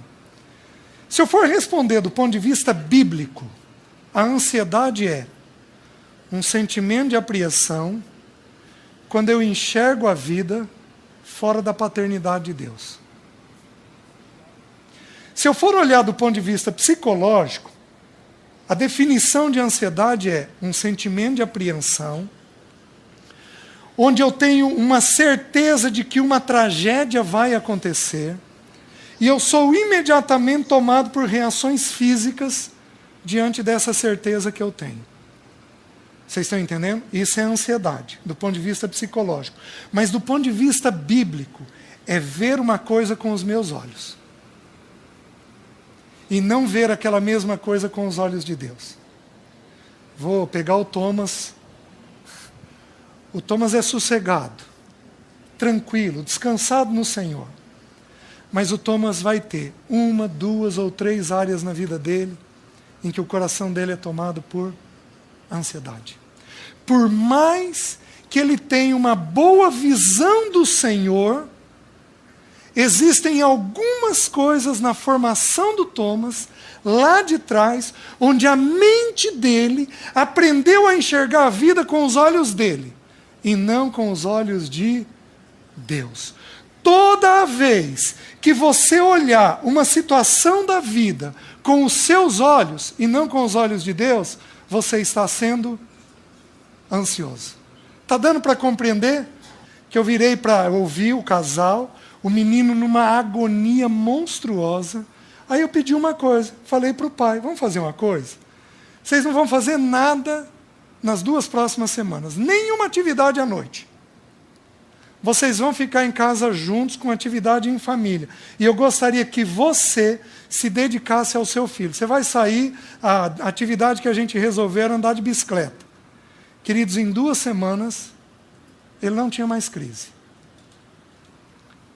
Porque quem que protege o filho é o pai. Não é a mãe. É a figura do pai que faz esse movimento. Mas tudo isso tem texto. Quando a gente for estudar sobre medo, nós vamos abrir esses textos e dar uma olhadinha neles. Vamos um pouquinho mais longe. Abram em Mateus capítulo 6. O Senhor no capítulo 5 começa o Sermão do Monte. Aí no capítulo 6 ele começa a lançar luz sobre vários assuntos. Mas um dos assuntos que ele vai lançar luz é o assunto da ansiedade. E aí tem uma coisa curiosa no capítulo, ao longo do capítulo. No capítulo, em Lucas, quando a gente soma Lucas, Lucas é quem descreve a infância do Senhor. O Senhor ficou dos 2 anos até os 30 anos em Nazaré, morando na casa dos pais, sendo formado pelos pais, certo? O que o Senhor fez nesse período? Trabalhou, teve na família dele, mas o que ele fez? Queridos, para eu saber o que uma pessoa faz, é só eu começar a conversar com ela. Né? Por exemplo, se eu sentar com a Jéssica andou fazendo vestibular. Se eu sentar com ela está afiadérrima em quê? Português, matemática, física, química. Se for para bater papo, se eu tivesse a idade dela, isso daqui, aquilo lá. Não, eu fiz assim, eu fiz assado, ela vai ter um caminhão de coisa para falar, porque é onde a mente dela está ocupada. Queridos, Jesus fica 30 anos quieto. De repente, ele tem o primeiro sermão dele. E aí ele começa o sermão dele, ele fala lá das bem-aventuranças, aí ele começa a falar, vós sois a luz do mundo, e vocês precisam fazer coisas que glorifiquem o vosso Pai. Aí ele diz assim, quando vocês orarem, vocês não sejam como os hipócritas, que gostam de orar de pé nas sinagogas, mas vocês entrem no quarto, fechem a porta e orem ao Pai de vocês que está em secreto. E o Pai de vocês que está em secreto vai recompensar. Segunda vez. Terceira vez, da crise de pânico. A pessoa, de repente, ela passa a ter um medo, uma fobia, uma apreensão monstruosa de uma determinada coisa. Vocês estão entendendo? Alguém aqui já teve crise de pânico? Levanta a mão. Olha lá. Alguém já teve na família crise de pânico? Levanta a mão. Olha quanta gente nós temos. Por quê? Porque a Bíblia, meus queridos, o Velho Testamento é impressionante. Não existe maior nem melhor contador de histórias do que Deus. Deus é um contador de histórias exímio. O Velho Testamento é só histórias. E as histórias que ele conta têm a finalidade de nós retirarmos dentro dela os princípios de vida. Então, quando Deus conta uma história e ele não lança luz direta naquela história do que é, de como é para a gente interpretar, é porque Deus quer que a gente tire os princípios contados naquela história. A primeira, Adão foi criado. Em Gênesis 1, Adão e Eva. Em Gênesis 2, descreve a criação em separado do homem e da mulher. Escreve ali especialmente a da mulher. Gênesis 3 tem a queda. Então Deus falou com Adão, Adão, tem 2 árvores aqui, o jardim inteiro para você desfrutar. Uma delas é a árvore da vida. Você come do que você quiser do jardim, menos de uma árvore.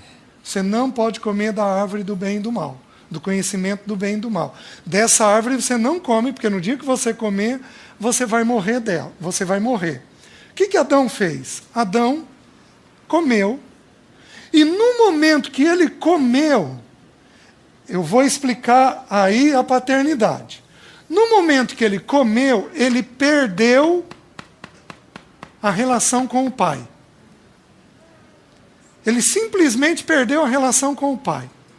Em Lucas, capítulo 3, quando Lucas faz a genealogia do nosso Senhor Jesus Cristo, no versículo 38, se não me engano, diz assim, Cainã, filho de Enos, Enos, filho de Sete, Sete, filho de Adão, este filho de Deus. Então, quando Deus criou Adão, Ele criou Adão com o expresso propósito de Adão se tornar filho dele. Adão era apenas criado. Nós precisamos da misericórdia do Senhor. Porque nós precisaríamos ensinar os nossos filhos a ver o Pai. Desde muito cedo. A gente ensina eles a ver boas escolas, bons trabalhos, a gente ensina eles a ter capacitação, a gente ensina eles a conviver com gente bem educada, mas a gente não ensina eles sobre o Pai. O Senhor Jesus aprendeu sobre o Pai. E à medida que ele foi aprendendo sobre o Pai, o coração dele, a mente dele, foi sendo ganha pelos pensamentos do Pai, pelas palavras do Pai, pela vontade do Pai. Tudo nele estava ligado ao Pai. Os irmãos estão conseguindo entender? Então, quando eu vejo do ponto de vista do Pai, o meu coração fica sossegado. Agora eu vou começar a provar isso para os irmãos. Só que para isso, capítulo 6, versículo 19. Lembra que eu preciso da paciência de vocês. Eu estou montando um pano de fundo. Eu falei sobre o que é ansiedade, estou explicando um pouquinho sobre o que é o Pai, e agora eu vou precisar explicar um pouquinho sobre como é a alma do ser humano. Como que o ser humano funciona, porque nós vamos voltar nisso muitas vezes, para a gente entender as crises de ansiedade e as dificuldades da paternidade de Deus em nós. Capítulo 6, versículo 19 diz assim: não acumuleis para vós outros tesouros sobre a terra, onde a traça e a ferrugem corrói, e onde ladrões escavam e roubam. Mas ajuntai para vós outros tesouro no céu, onde traça nem ferrugem corrói, e onde ladrões não escavam nem roubam. Porque onde está o teu tesouro, aí estará também o teu coração. Lembra que no original nós não temos versículo. É o Senhor falando numa sequência. Aí ele diz assim, então ele falou sobre um assunto chamado dinheiro. E ele falou sobre o tesouro que eu vou ter. Aí ele fala sobre o verdadeiro tesouro que eu tenho na eternidade. Ele fala sobre dinheiro, o meu coração e o verdadeiro tesouro que eu posso ter na eternidade. Aí o Senhor vira e diz assim: são os olhos, a lâmpada do corpo. Então ele medo, compulsão, o que mais? Irritação,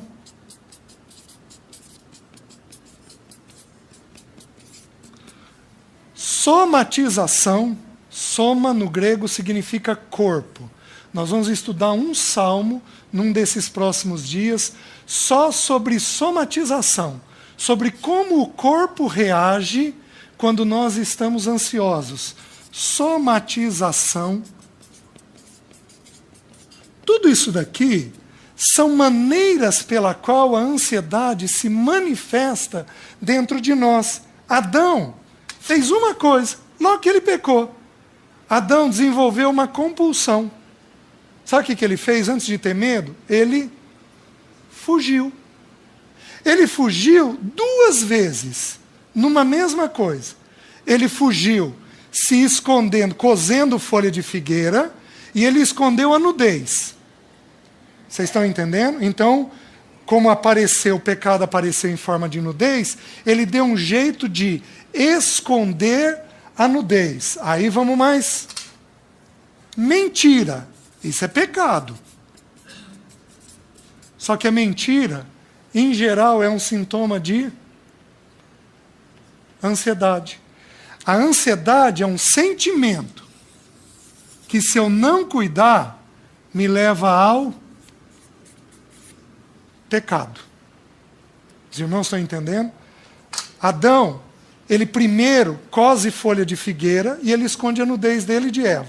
E a sensação é a seguinte: ele olha para ele e ele não vê a nudez. Ele escondeu dele mesmo. Ele olha para Eva e ele não vê a nudez. Escondeu a nudez e Eva olha para ele e não vê a nudez dele. E ele acha que Deus não está vendo a nudez dos dois. Então, ele esconde dele, do outro e de Deus. Ele acha que está escondendo. Só que logo depois dele coser folha de figueira, ele se esconde uma segunda vez. Ele se esconde onde? Num arbusto. Então ele começa a fazer um movimento de repetição. Um movimento que a gente chama de compulsão. Está tudo na Bíblia, meus queridos. Vocês querem ver? Você senta para comer. O sujeito, repetição. Ele está ansioso? Tudo que envolver repetição, são pouquíssimos os excessos que a Bíblia apresenta, que eu me lembre, só para a gente estudar isso. Nós temos dois temas que nas Escrituras eles são contrapostos, um resolve o outro, e são dois temas que os textos associam, os textos ligam. Nós temos o assunto da ansiedade e o que contrapõe a ansiedade nas Escrituras é a paternidade.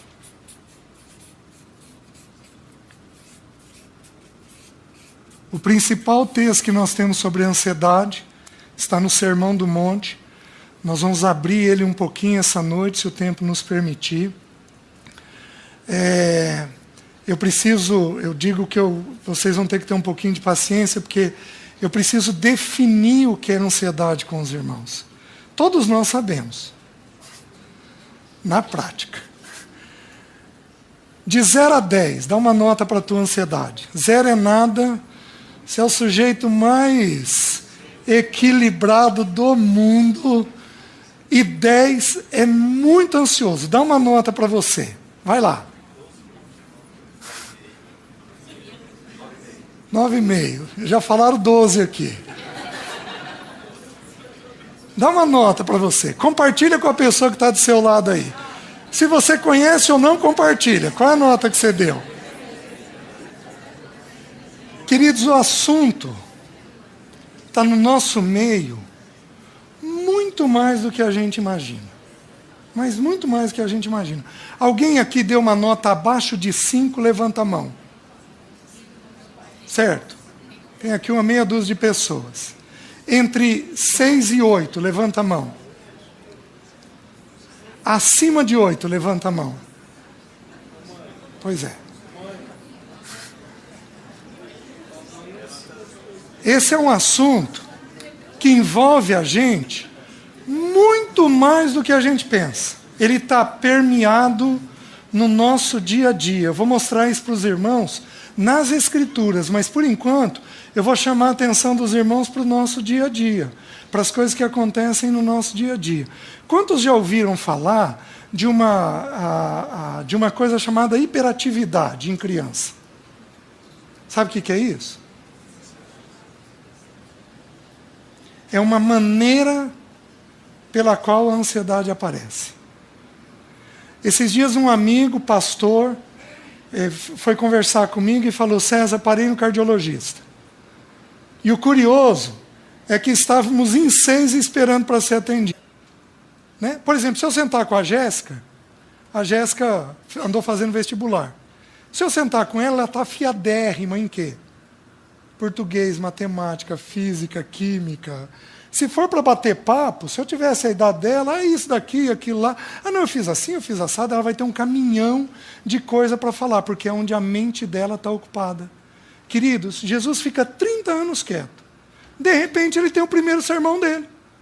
E aí ele começa o sermão dele, ele fala lá das bem-aventuranças, aí ele começa a falar: vós sois a luz do mundo, e vocês precisam fazer coisas que glorifiquem o vosso Pai.